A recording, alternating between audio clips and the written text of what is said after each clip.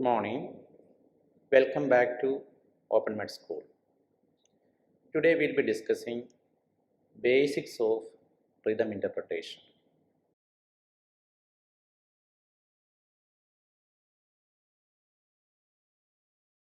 The objective of this session is be able to analyze common rhythms except the sinus node dysfunction, which will be covered in another session.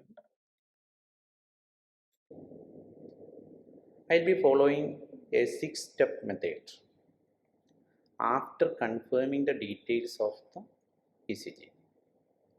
That is, the name of the patient, the date on which the ECG was taken, the calibration, and the paper speed.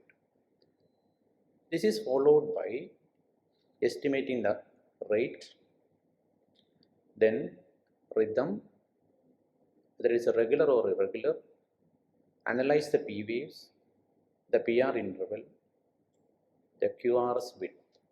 This is mainly to differentiate whether it is a narrow complex or a broad complex. Then finally, give an interpretation.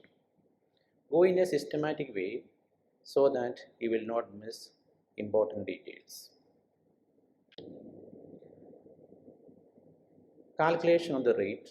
This has been covered in previous module and you can look into that for details. Basic thing to be remembered is the normal heart rate is 60 to 100 per minute. More than 100 is tachycardia and less than 60 is bradycardia. How will you calculate the heart rate? Different ways are there. The simplest one will be 1500 divided by RR interval in small divisions or 300 divided by RR interval in large divisions. This is what is routinely being done. When the heart rate is irregular, you have to go by what is called the 6-second method. That is, then you identify the number of RR intervals that comes in 6 seconds and multiply it with the 10. 6 seconds will be 30 large divisions. So in this we can see this is a 6-second rhythm strip. Identify the number of RR in R waves. You can see there is 7, 1, 2, 3, 4, 5, 6, 7 RR are there and you multiply with 10. That is 6 seconds you are getting 7 heartbeats. So in 1 minute it will be 7 into 10, that is 70 per minute. Hope it is clear to you. Next step is we look at the P waves, whether the P waves are present or absent. If it is present, see whether each QRS is preceded by a P wave and see whether the P waves look normal, the duration of the P, the direction and the shape of the P, that should also be looked for. Again, this has been covered in previous lectures. If the P is absent, look whether there is any atrial activity. The atrial activity can be sawtooth appearance, that is this will be appearing, the baseline will be looking like a sawtooth appearance, or a chaotic baseline, that is some irregular waves are there is a chaotic baseline, or flat line. Flat line means there is no atrial activity at all. So we'll be looking at namely whether the P is present. If it is present, whether it comes with each QRS. Second, what is the duration, what is the height, and what is the shape. If it is absent, look for whether it is a flat one, that is indicating there is no atrial activity. There is a chaotic baseline that you get in atrial fibrillation, or sawtooth appearance that you get in atrial flutter. And sometimes P waves may be arising from multiple foci and the P waves may appear in different shapes. That is classically seen in multifocal atrial tachycardia. That is the 3 or more foci from where the atrial activation is occurring. So the P waves are of different shape. Let us see this ECG. Here we can see the heart rate is 300 divided by RR interval in large divisions, that is 300 divided by 4, 75 beats per minute. The RR interval is equal, so it is regular in rhythm. Each QRS complex is preceded by P wave. The PR interval is small for 4 small divisions, that is within normal limits, 0.16 second, and the QRS complex is narrow, that is it is less than 2.5 divisions. Here it is 1.5 small divisions. So this is what is called a sinus rhythm. So sinus rhythm, the QRS complex is narrow. It is preceded by a P wave in all the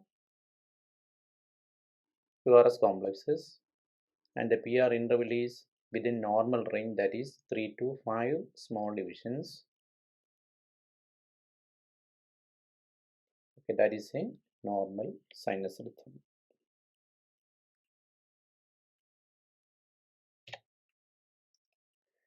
Look here, if you look at here, you can see again the QRS is narrow, each is preceded by P wave, the PR interval is normal, but you can see there is the RR interval is little irregular. All other features are similar to a normal sinus impulse or a sinus rhythm. This change is called sinus arrhythmia. This is a normal variation that is seen especially in young people. That is respiratory variation in the heart rate. Otherwise, all the features are similar to that of a sinus rhythm. Let us go into little more detail regarding the P wave. Sometimes the P wave may be hidden. Here you can see there is a narrow complex QRS, but the P waves are not easily visible. If you look carefully, you can see that P that is at the end of the T wave, we can see the P wave. So these are the P waves. P waves are hidden. Sometimes it may not be visible at all. This is another case where you can see the QRS is narrow, the waves are, there is a the baseline is showing fibrillatory waves. And see the difference between the normal P and the irregular P that is seen in atrial fibrillation.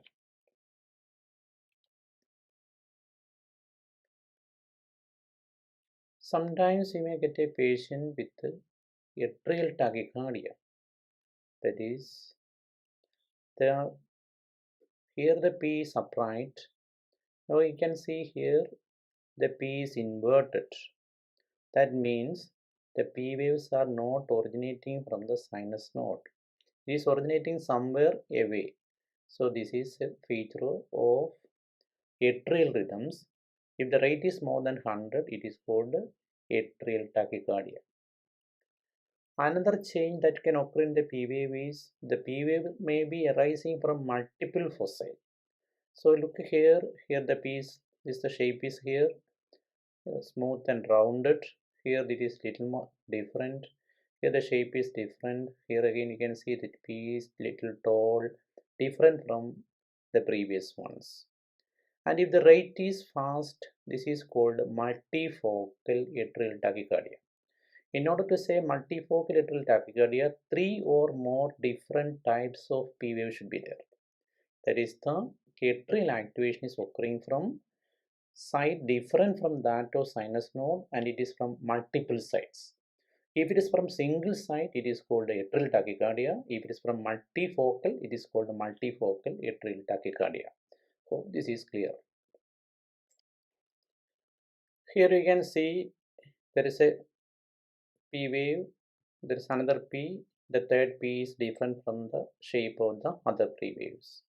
And you can see that the RR interval is varying. Here it has come earlier than that is expected. So this is called a premature contraction. As it is originating from the atria, it is called atrial premature contraction. This is in contrast with this ECG where you can see that there is a complex which is different from the shape of the normally conducted sinus. So this is a ventricular ectopy. So ventricular ectopies are broad complex and the atrial ectopies are narrow complex. And there is something called compensatory pause about which we will discuss at a later time. So look at this ECG. As the rhythm is irregular, you have to calculate the rate by 6-second rule. Next, we look at the P wave. Some of them are preceded by P wave. So here there is a P, here there is a P, here there is a P. Now look at the PR interval. The PR interval here is normal 0.12 second. So it is normal. Look at the QRS. Some are narrow complex, some are broad complex. So here what is happening? This is a sinus impulse followed by a ventricular ectopy. That is a broad complex QRS. Last time we have discussed about the atrial premature contraction and ventricular premature contraction. So here again there is a normal sinus conduction followed by a ventricular ectopy. So this is occurring, two beats are occurring together. So this is called vent bigeminal rhythm. So here is the QRS is appearing similar, so it is a unifocal ventricular bigeminy. When you palpate the pulse, you get the pulses bigeminy. The third step in the analysis of rhythm is looking at the P. So now if the P waves are present or P waves are absent. So if the P waves are absent, look at the baseline and see whether there is a particular pattern is there. This pattern, you can see this looks like a sawtooth, and this is a sawtooth appearance that is classical of atrial flutter. In atrial flutter, the AV node is bombarded with impulses at a rate of around 300 per minute. Only few are transmitted. Usually, the rhythm is regular and the rate is around 150. Sometimes the conduction is at an irregular rate and you can get atrial flutter with irregular heart rate also. So typical presentation is you'll get a regular ECG with a sawtooth appearance. Here, see the ECG. First step is calculate the rate. We can see that it is irregular, RR interval is varying. So to go by the 6-second method. Already found that second step is identifying the rhythm, it is irregular. Third step is look for whether there is a P wave preceding each QRS. So there is no definite P waves are there. So if there are no P waves, look at the baseline again and see whether there is any sawtooth appearance or there is an undulating waves are there. So here you can say there is a small fibrillatory waves are there. So this is the classical of atrial fibrillation. So what is happening in atrial fibrillation? From the atria, multiple foci are producing impulses at a rate of around 350. they are bombarded at the AV node. Only some impulses are transmitted across the AV node to the ventricle, and that is why there is no regularity for that, and so the rhythm will be irregular. So, in short, atrial fibrillation there will be a narrow complex QRS. Why it is narrow? Because the impulse is originating from the atria and passing through the AV node, through the normal conducting system. So, it is a narrow complex QRS. The rhythm is irregular, there is no P wave, and the baseline will be undulating. So this is atrial fibrillation. Here, look at the rhythm. The rhythm appears regular. Rate you can calculate as usual. The third step is looking at the P wave. Before the QRS, here there is a P, but it's an inverted P. Here also you can see each QRS is preceded by a P, but it is inverted, abnormal in shape. You can also see that the PR interval is very short. So here inverted P means the P is not arising from the sinus node. It is originating from below and activating the atria in the reverse order. That is why you are getting the inverted P wave. Hope it is clear to you. And the same impulse is passing through the normal conducting system. That is why you are getting the narrow correspondence. So this rhythm is arising from the junction, and so this rhythm is called junctional rhythm. And remember, the P wave can occur just before the QRS.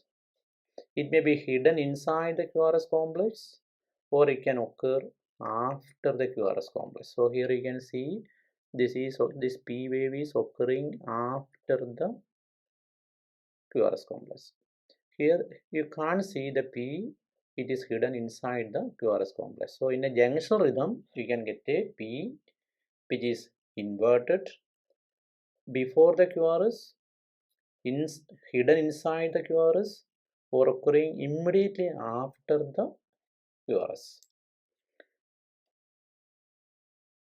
This is showing a rhythm from the monitor. You can see this is regular, rate also within normal, and there is no P wave, or there is a suspicion the P is hidden inside the QRS. So this is an example of a junctional rhythm.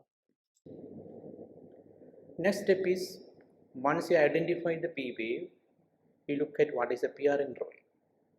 In a normal rhythm, the PR interval is 0.1 to 2.2 seconds. This you should remember. That is, normal PR interval is 3 small divisions minimum, and maximum is 5 small divisions. That is 0.1 to 2.2 seconds. So it's important to assess whether there is a P wave. If the P waves are preceding the QRS complex in the normal PR interval. That is very important. So look at this ECG. You can see the heart rate around 70 per minute. Let's look at whether the rhythm is regular. You can see the RR is coming regularly. So this is a regular rhythm. Let's look at the P waves. Whether the P waves are preceding each QRS complex. You can see there is a P wave here, there is a P wave here, there is a P wave here. So it is each QRS is preceded by a P wave. Let's look at what is the PR interval. Here you can see the PR interval is long, more than 0.2 seconds. It is 0.28 seconds. So here is an ECG which shows a QRS complex which is narrow, that is 0.08 seconds, less than 2.5 divisions. It's a narrow complex. Only abnormality is increased PR interval. This is called first degree heart block. The last ECG, we have found that the PR interval is prolonged. Here look at the ECG here. The PR interval is normal.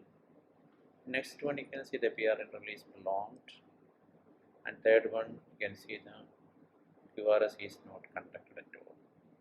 So there is progressive prolongation of the PR interval followed by missing of one beat.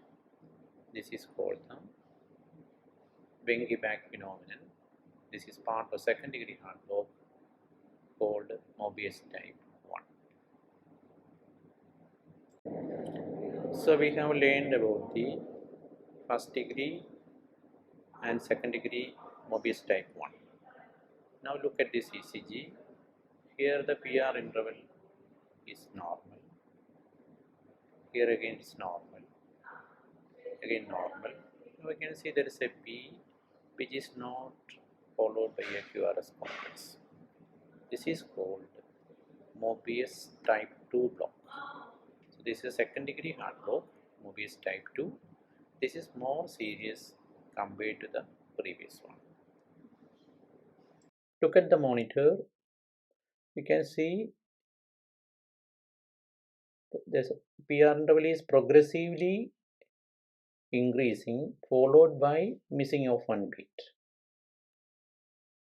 Here is short, increased, then one beat is missed.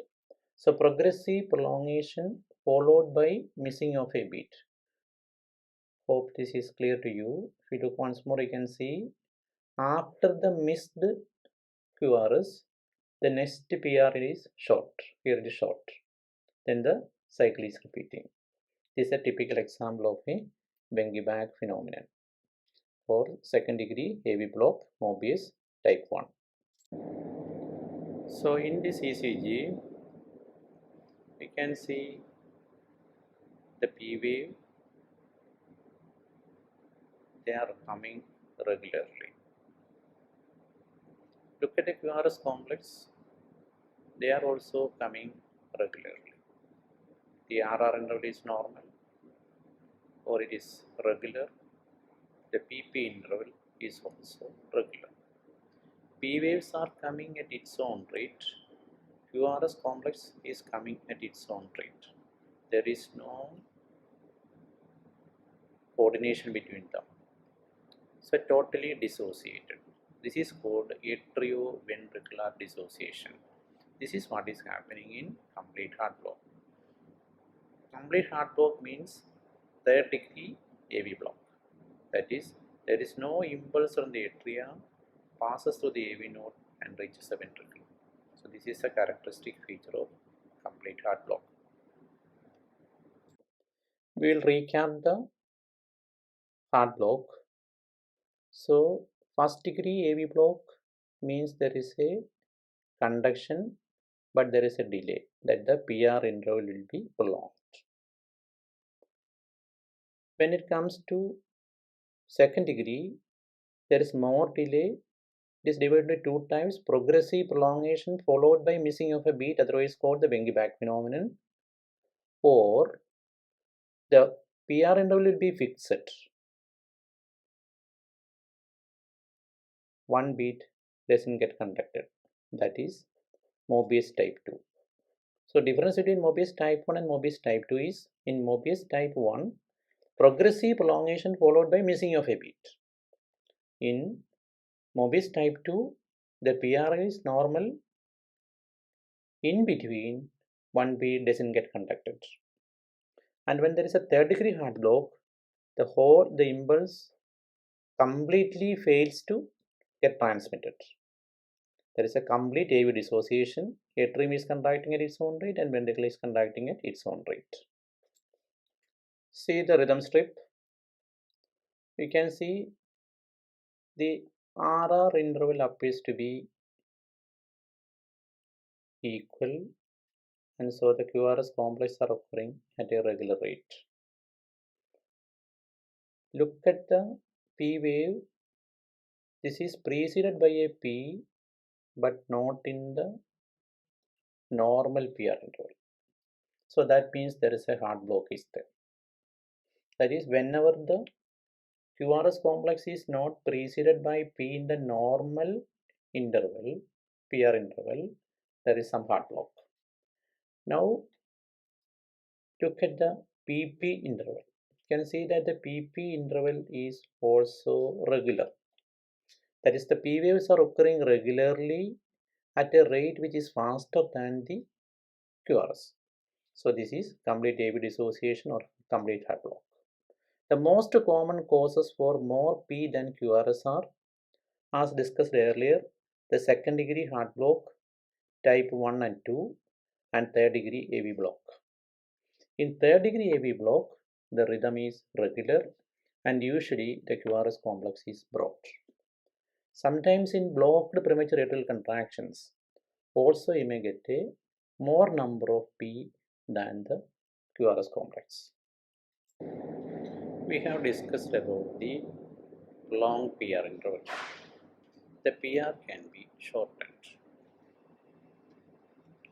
Typical example is the WPW syndrome, where there is a bypass tract that connects the atrium to ventricular myocardium.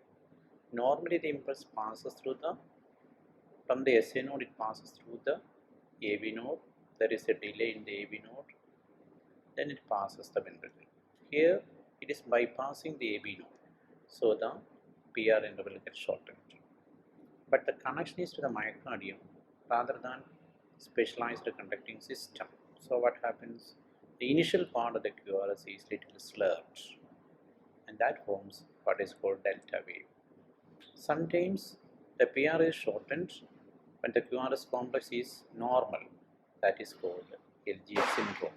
Only abnormality is a short PR interval. Now you look into the QRS complex. Mainly you are looking at the width of the QRS. Normal QRS should be less than 2.5 divisions. That is, the maximum width is less than 3 divisions. If the breadth of the QRS is more than 2.5 division or 3 divisions, it is called a broad complex. When the broad complex, the heart rate is more than 100, you call it as broad complex tachycardia. That's the important point to be. Then, during analysis, you have to look at the Q wave, the height of the QRS complex, etc. But primarily, in this session, we are really concerned with the rhythm analysis. So, the QRS mainly had to look at the width of the QRS.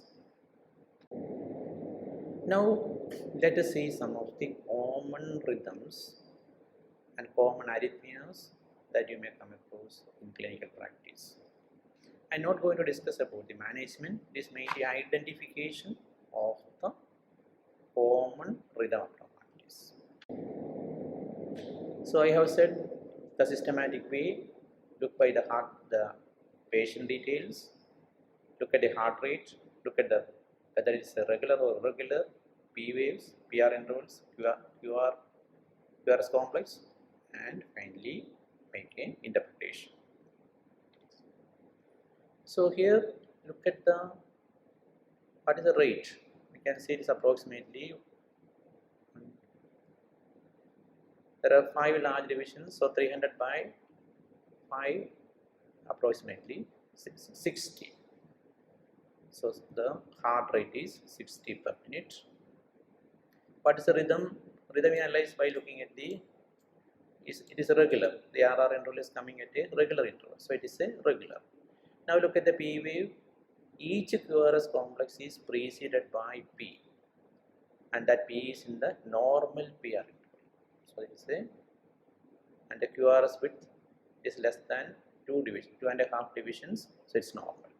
So this is what is a normal sinus rhythm. So a normal sinus rhythm is characterized by rate is between 60 and 100.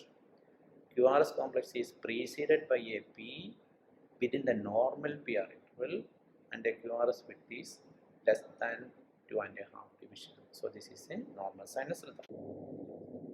Now look at this ECG. What is the rate? You can see the heart rate is slow, is 26 per minute. Rhythm appears to be regular. The RR interval appears to be same.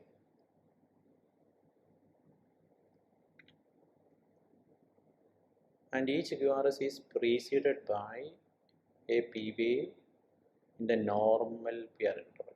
Here it is 0.16 seconds,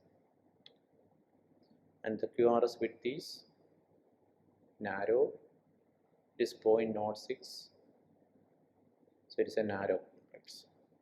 So the interpretation will be the patient is having, or this ECG is a sinus bradycardia. So here you can see obviously the rate is very fast. So what is the rate? You can see that in the distance between two RR interval is 2 divisions. So it will be, rate will be 150, that is 300 divided by 2 is 150. So the rate is fast, so there is a tachycardia. Is it regular? You can see the RR interval is coming almost regularly. So this is a regular rhythm. So regular tachycardia. Then you look at the P waves. Okay, there is a P wave. Each QRS is preceded by P wave in the normal PR interval. And look at the breadth of the QRS. You can see that the QRS is narrow. So it is a narrow complex QRS tachycardia. Rate is around 150. So this is a, as there is P waves are there, it is in the normal shape, so I can say that is arising in the sinus, and so this is a sinus tachycardia. So in sinus bradycardia, sinus tachycardia and sinus rhythm we have discussed. All of this produces narrow complex. That should also be kept in mind. Again, obviously it's a tachycardia. Rate is around more than 150. You can't see the P waves regularly clearly here. The QRS complex is narrow. It is a narrow complex QRS tachycardia without obvious P waves being seen. So this is supraventricular tachycardia. The P waves are immersed within the QRS complex. Look at this rhythm strip. We can see narrow complex QRS tachycardia at a rate of around 150 per minute. P waves are not seen. As discussed earlier, this is supraventricular tachycardia. Here the monitor shows narrow complex QRS, occasional premature atrial contractions. You can see the P is normal, P is normal, P is normal. Here the P has become abnormal. And the QRS is narrow. It is occurring little prematurely. So that is a typical feature of atrial premature contraction. Look at this. You can see this is a narrow complex QRS preceded by a P. Here is a narrow complex preceded by a P. Here you see a wide complex. So this is not arising from the sinus or from the junction or from the atrium. So this is from the ventricle. So this is an example of a ventricular premature contraction. Here again, look at here. It is irregular, so I have to go by the 6-second method. Is there are P waves? No typical P waves are seen, but you can see this is the classical sawtooth appearance which we have discussed. So this is atrial flutter. So atrial flutter, this is a pattern rhythm. Atrial flutter usually has got a fixed rate, and so it will be irregular. Sometimes it can be irregular also. The monitor shows a regular tachycardia or a regular rhythm where the baseline showing a sawtooth appearance. So this is atrial flutter. So atrial flutter is characterized by, as mentioned earlier, a regular rhythm, narrow complex, and the baseline is sawtooth appearance. Now look in this ECG. The rate is of course the rate is high. You have to go by the 6-second method because it is a rate is regular. Let's just look at the P waves. Is there any P? No obvious P waves are seen, but you can see that the baseline is chaotic. This is what is called the atrial fibrillation. The QRS complex is narrow, so this is a typical example of a atrial fibrillation, otherwise called AFib. So what is the characteristic of atrial fibrillation? This would be a narrow complex. Usually baseline is chaotic, undulant, no obvious P waves are seen. So now look at this ECG. Right is, of course, there is tachycardia. No obvious P waves are there. The QRS complex is broad.